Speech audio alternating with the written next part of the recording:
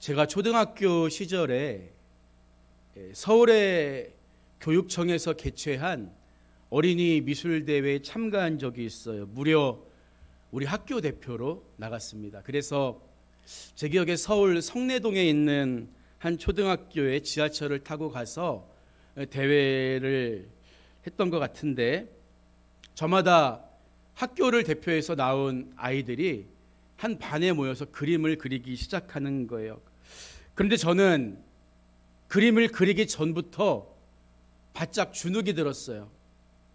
왜 그랬냐 하면 한 20명 정도가 모여서 그림을 그리는데 대부분의 아이들이 이젤을 가지고 와가지고 그 이젤을 탁 펴놓고 그 위에 도화지를 올려놓고 스케치를 하는 거예요.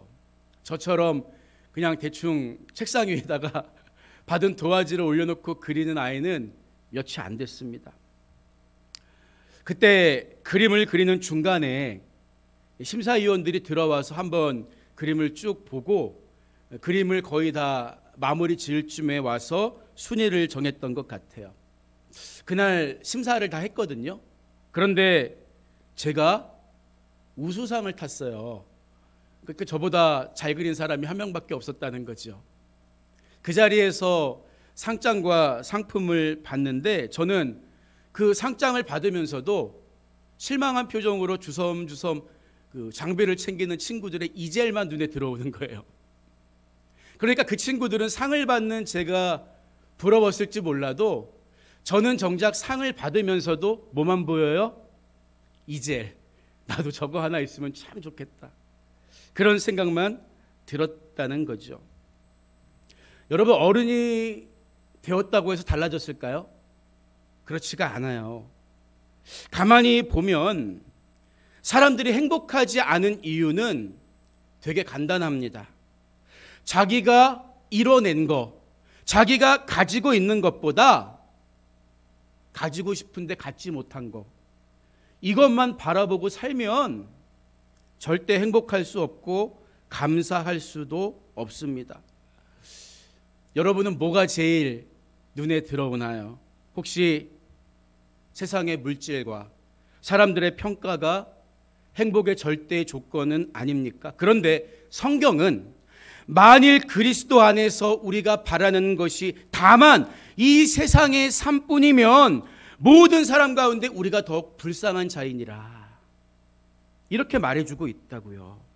우리가 예수님을 믿는다고 하면서 하나님의 자녀라고 하면서 여전히 세상 것들이 삶의 기준이 되거나 부러움의 대상이 된다면 그저 불쌍한 사람에 지나지 않는다고 성경이 진단하고 있는 거예요. 그러니까 정말 우리의 소망이 하늘에 있다면 삶의 기준도, 우리가 바라보는 것도, 부러워하는 것도 달라져야 정상이라는 거예요. 왜 바울은 내게 사는 것이 그리스도니 죽는 것도 유익함이니라, 이런 엄청난 말을 할 수 있었을까요? 우리가 여기에 대한 성경적인 근거와 답을 가지고 있어야 한다는 거죠. 그래서 우리는 고난, 불행한 일을 만났을 때조차 세상 사람들과는 다른 눈과 관점으로 그것을 바라보고 해석할 수가 있어야 한다는 것입니다. 특히 오늘 우리가 읽은 말씀은 고난을 대하는 성도의 바른 태도에 대해서 아주 분명하게 가르쳐주고 있다는 거죠. 2절 말씀을 보면 내 형제들아 너희가 여러 가지 시험을 당하거든 온전히 기쁘게 여기라, 이런 말로 시작하고 있어요.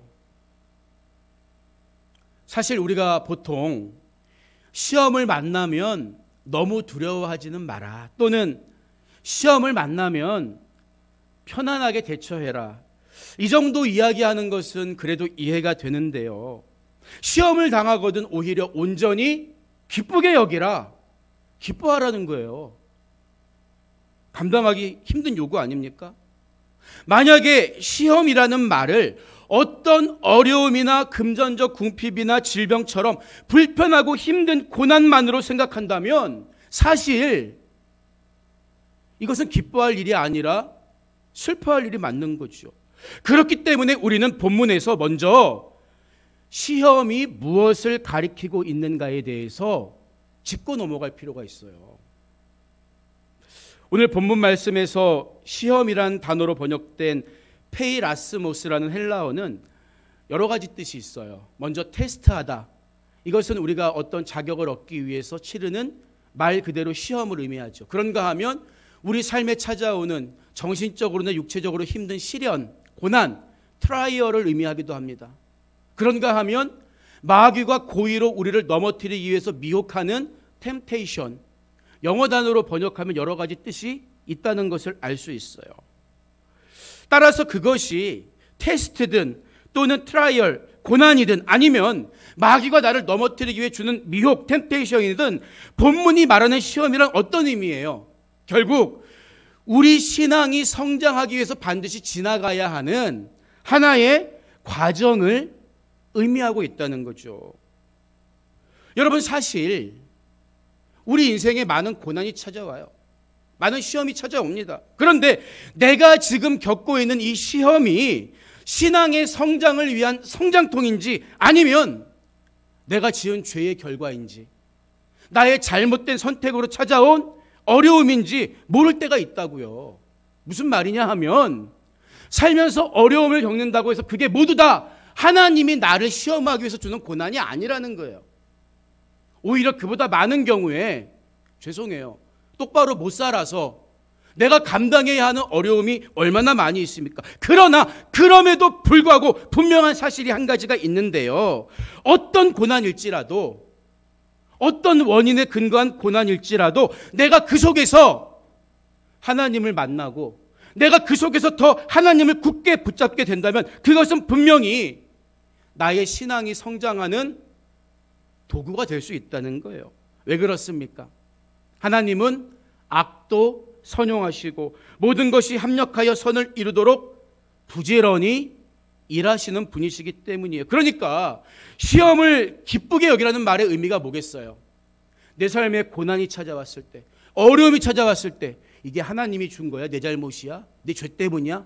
이런 거 따질 게 아니라 이 고난을 잘 감당해서 성장해야지. 성장하기 위한 필수 코스로 받아들이라는 거예요. 그것이 시험을 기쁘게 여기라는 말의 의미겠죠.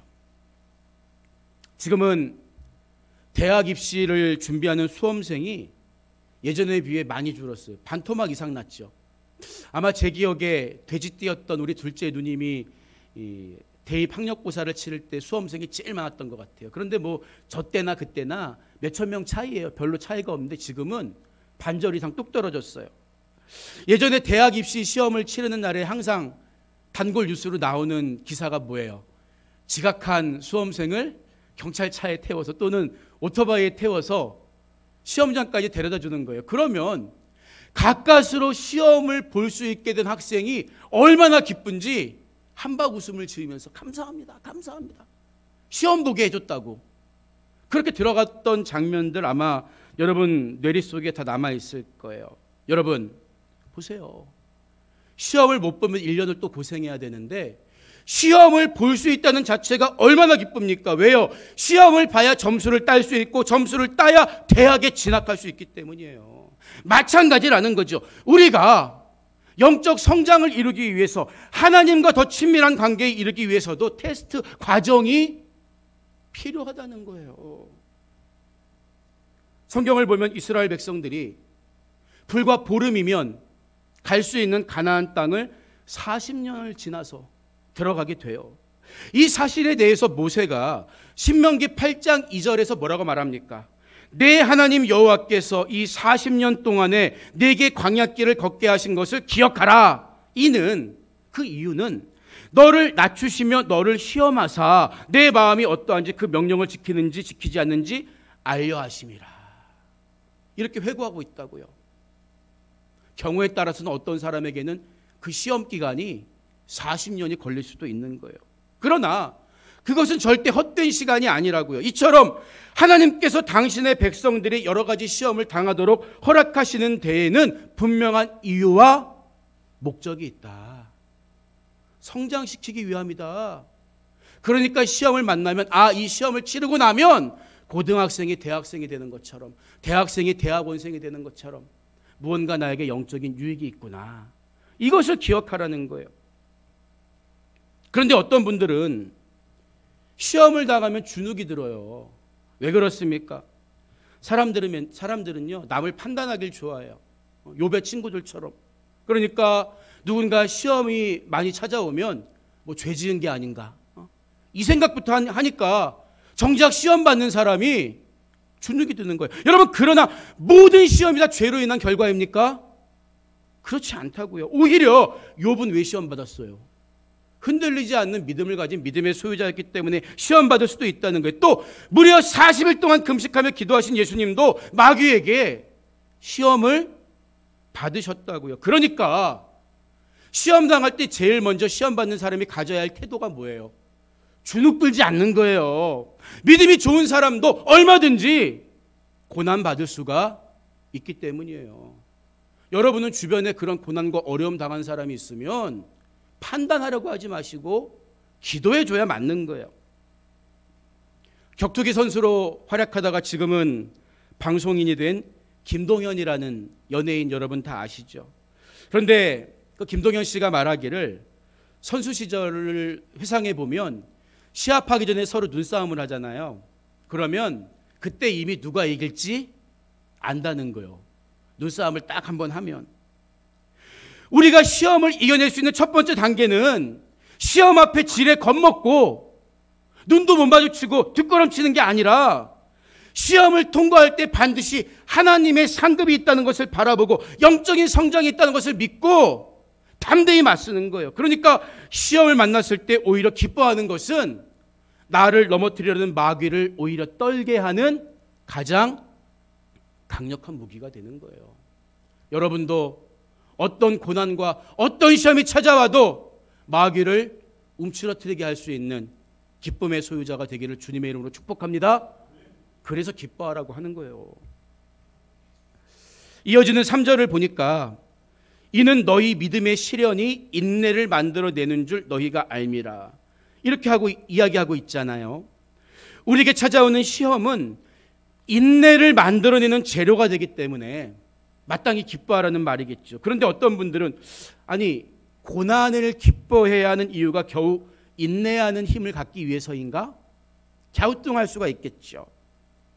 하지만 그것은 인내의 진짜 능력과 인내의 가치를 몰라서 하는 말이에요. 여러분, 사람이 인내하지 못하는 이유가 뭐예요? 이거 인내해야 된다는 거 몰라서 그렇습니까? 아니에요. 인내할 능력이 없으니까 인내하지 못하는 거예요. 그러니까 성경을 보면 성령의 열매 가운데 하나가 오래 참음이다. 인내다. 인내도 하나님이 도와주셔야 한다고 이야기하고 있는 거잖아요. 베드로전서 1장 6절 이하의 말씀을 보면요, 너희가 이제 여러 가지 시험으로 말미암아 잠깐 근심하게 되지 않을 수 없으나 오히려 크게 기뻐하는도다. 너희 믿음의 확실함은 불로 연단하여도 없어질 금보다 더 귀하여 예수 그리스도께서 나타나실 때에 칭찬과 영광과 존귀를 얻게 할 것이니라. 이렇게 말씀하고 있습니다. 우리가 시험을 인내하면서 믿음을 지킬 때 세상이 주는 금이나 은과 비교할 수 없는 하나님이 주시는 칭찬과 영광과 존귀를 누리게 된다는 거죠. 저는 고백하자면 간지럼을 굉장히 많이 타요. 그런데 우리 집 아이들은 그걸 잘 몰라요. 왜 그럴까? 만약 제가 간지럼 앞에 무너지면 이놈들이 제 약점을 알아서 생각날 때마다 그걸 갖고 저를 공격할 걸 뻔히 알기 때문에 아이들이 어릴 때 저를 간지른 걸 제가 참아냈어요. 그랬더니 아빠는 절대 간지름 않다, 이렇게 이야기를 하는 거죠. 마찬가지라는 거예요, 여러분. 우리가 똑같은 시험이 찾아올 때 그 시험 앞에 지지 않고 인내하잖아요. 그러면 적어도 그 같은 문제 때문에 넘어지지 않게 된다는 거예요. 권투 선수가 실력을 기르기 위해서 실전처럼 함께 뛰어줄 사람이 필요하죠. 우리는 그런 사람을 스파링 파트너라고 불러요. 함께 경기를 하는 거예요. 마찬가지로 나에게 찾아오는 시험은 우리 인내의 능력을 기를 수 있는 가장 훌륭한 스파링 파트너가 된다는 거예요. 시련과 고난이 찾아올 때마다 견디고 버텨내고 인내하면 점점 믿음이 연단되고 인내의 근육이 키워지게 되는 것입니다. 그래서 야고보는 믿음의 시련이 결국 인내의 나이테를 두껍게 만들어주는 거야. 이렇게 이야기하는 거예요. 여러분, 인내하는 것은 누가 할 일입니까? 분명히 내가 할 일이에요. 그러나 성령님은 내가 인내하기 위해서 애쓰고 기도하고 그분의 도움을 구하면 그 인내가 성령의 열매로 맺어질 수 있도록 우리 안에서 힘을 주시고 역사하신다는 거예요. 이렇게 인내의 능력으로 시험을 이기고 나면 우리 삶에 어떤 유익이 생길까요? 4절을 보니까 인내를 온전히 이루라. 이는 너희로 온전하고 구비하여 조금도 부족함이 없게 하려 함이라. 이렇게 이야기하고 있어요. 얼른 이 구절을 읽으면 야, 시험을 인내하면 하나님이 모든 걸 온전하게 다 채워주신다고 했어. 역시 신앙은 고진감래야. 이렇게 생각하기 쉬운데 여러분 잘 보세요. 여기서 주어가 뭡니까? 너희입니다. 너희. 그러니까 구비하여라는 말은 완벽하다는 뜻인데 완벽하고 부족함이 없이 되는 게 바로 너희, 곧 인내를 온전히 이룬 여러분의 달라진 모습이 될 것이다. 이런 뜻이라고요. 무슨 말인지 이해가 되십니까? 내가 시험을 기쁘게 여기면서 인내하면 다른 것은 몰라도 나 자신만큼은 온전하고 부족함이 없는 사람으로 거듭나게 될 것이다. 이 말을 오늘 성경이 우리에게 들려주고 있는 거예요. 여러분, 왜 성경은 나의 환경이 아니라 나 자신이 달라지는 게 유익하다고 말하고 있는 걸까요? 보세요. 에베소서 4장 13절 이하의 말씀을 보면 우리가 다 하나님의 아들을 믿는 것과 아는 일에 하나가 되어 온전한 사람을 이루어 그리스도의 장성한 분량이 충만한 데까지 이르리니 이는 우리가 이제부터 어린아이가 되지 아니하며 사람의 속임수와 간사한 유혹에 빠져 온갖 교훈의 풍조에 밀려 요동하지 않게 하려 함이라. 이렇게 말해주고 있습니다. 여러분, 우리가 이 땅을 살아가는 목적이 뭡니까? 예수 그리스도를 닮아가는 거예요. 나보다 더 주님을 닮은 사람을 보고 부러워해야지 엉뚱하게 세상에 썩어 없어질 것들을 많이 쌓아놓고 사는 사람들을 보면서 부러워할 필요가 없다는 거예요. 그렇기 때문에 예수님을 닮아가는 것이 그리스도인들의 삶의 목적이기 때문에 내가 성장하는 것이 우리의 유익일 뿐만 아니라 성경이 거기에 대해 관심을 갖고 있는 것이죠. 그런데 우리는 언제 성장한다는 거예요? 시험을 인내할 때. 시험을 인내할 때. 우리가 시험을 참고 인내하는 데에는 이처럼 그럴 만한 이유와 가치가 분명히 있다는 거예요. 그래서 성경에서 인내라는 단어는 항상 소망이라는 말과 짝을 지어서 사용되는 거죠. 로마서 5장 3절 이하의 말씀을 보면 다만 이뿐 아니라 우리가 환난 중에도 즐거워하나니 이는 환난은 인내를, 인내는 연단을, 연단은 소망을 이루는 줄 알미로다. 이렇게 말해주고 있는 것입니다. 하나님이 우리를 성장시키기 위해서 허락하신 시험을 인내하며 이겨낸 그리스도인들은 예수님 안에서 하늘의 소망을 품고 살아가게 된다는 거예요. 그렇게 점점 하나님과 친밀한 삶을 살면서 주님을 닮아가다 보면 어느 순간 더 이상 아픔도 죽음도 눈물도 없는 영원하신 하나님 품에 안겨있게 될 것이다. 이게 그리스도인들의 삶의 모습이라는 거예요. 그래서 우리는 소망을 가지고 고난의 인내를 이뤄가야 하는 것입니다. 예전에 개봉했던 암살이라는 영화가 있었어요. 그 영화를 보면 광복이 된 후에 비밀 요원들이 밀정, 배신자를 찾아가 응징하는 장면이 나오죠. 배신자에게 총을 겨누고 왜 동지를 배반했냐고 물으니까 배신자가 이런 대답을 해요. 해방될 줄 몰랐으니까. 알면 그랬겠나. 알면 그랬겠나. 똑같습니다. 왜 사람들이 복음을 거절할까요? 진짜 천국과 지옥이 있다는 게 믿어지지 않기 때문이에요. 왜 성도들이 고난 가운데 인내하지 못하고 팍팍 쓰러질까요? 시험 뒤에 반드시 유익의 열매가 있다는 걸 모르니까 인내하지 못하는 거 아니겠습니까? 그렇기 때문에 본문 5절의 말씀을 보면 너희 중에 누구든지 지혜가 부족하거든 모든 사람에게 후히 주시고 꾸짖지 아니하시는 하나님께 구하라 그리하면 주시리라. 이 구절이 나오고 있는 거예요. 문맥을 잘 이해한다면 여기에 나오는 지혜란 단어를 오해하지 않을 수 있습니다. 본문이 말하는 지혜는 갑자기 머리가 좋아지거나 모든 것을 꿰뚫어 볼 수 있는 그런 지혜를 의미하는 게 아니라 내가 시험을 고난을 견디는 게 굉장히 어렵지만 시험 뒤에 반드시 유익이 있다는 것을 깨닫고 인내할 수 있는 그런 지혜, 그런 지혜를 가리키는 거예요. 우리가 책이나 경험을 통해서 인생의 지혜를 배울 수는 있어요. 하지만 영적인 지혜, 고난이 유익이라는 지혜, 시험을 통과하면 반드시 하나님의 상급이 있고 영적인 성장이 있다는 지혜, 그 지혜는 영적인 체험을 통해서 깨달을 수가 있는 거죠. 그렇기 때문에 고난 가운데 시험을 인내하기 어려울 때, 내 마음이 무너질 것 같을 때, 견딜 수 없을 때, 그때가 바로 하나님의 지혜를 구해야 하는 순간이라는 거죠. 한두 번 대충 기도하라는 말이 아니에요. 그래서 6절 전반부를 보면 오직 믿음으로 구하고 조금 더 의심하지 말라. 믿음으로 구하고 조금 더 의심하지 말라. 하나님 나에게 지혜를 주셔서 비록 눈에 보이는 세상은, 환경은 나를 짓누르고 나를 시험하고 이 고난과 질병으로 나를 짓눌러서 죽이려고 하고 있지만 내가 믿음으로 이 고난을 인내할 때 하늘의 유익이 있다는 것을, 믿음의 성장이 있다는 것을 깨닫는 지혜를 허락하여 주시옵소서. 기도하면 하나님이 그런 마음으로 우리 마음을 채워주시고 평안이 임한다는 거죠. 하지만 시험 중에 자기 힘만으로 인내하려고 애쓴다든지 하나님의 지혜를 붙들지 못한다면 어떻게 될까요?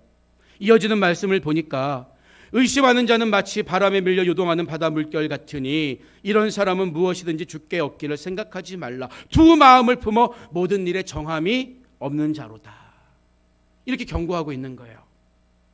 하나님은요, 우리가 시험 가운데 있을 때, 어려움을 만났을 때 환경이 아니라 나를 바꿔주시기 위해서 우리가 기도할 때 꾸짖지 않고 지혜를 주시는 분이지만 우리가 두 마음을 품고 의심하면서 기도하면 하나님의 지혜를 받을 수 없는 거예요. 하나님의 도움을 받을 수 없는 거예요. 그래서 야고보는 하나님의 지혜를 얻지 못하고 조그만 시험에 걸려 넘어지는 사람들을 가리켜서 바람에 밀려 이리저리 요동하는 바다의 물결 같다, 이렇게 비유하고 있는 거죠.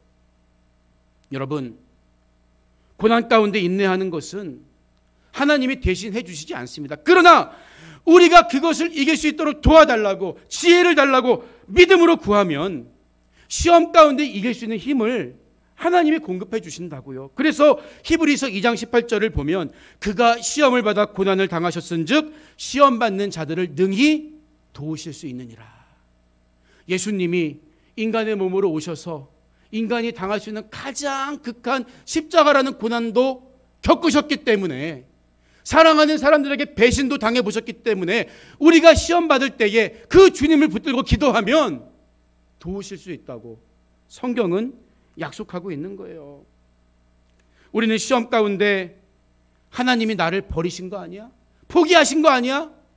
마귀가 주는 그 목소리에 생각을 빼앗기지 말고 하나님의 사랑을 의심하지 말고 하나님만 바라보면서 하나님 마음을 달라고, 하나님의 뜻을 알게 해달라고, 하나님의 지혜를 달라고 기도해야 합니다. 고난 뒤에 있는 열매를 바라보면서 오히려 담대하게 기쁨으로 시험을 통과할 때 우리는 점점 그리스도의 장성한 분량에 이를 수가 있는 것입니다.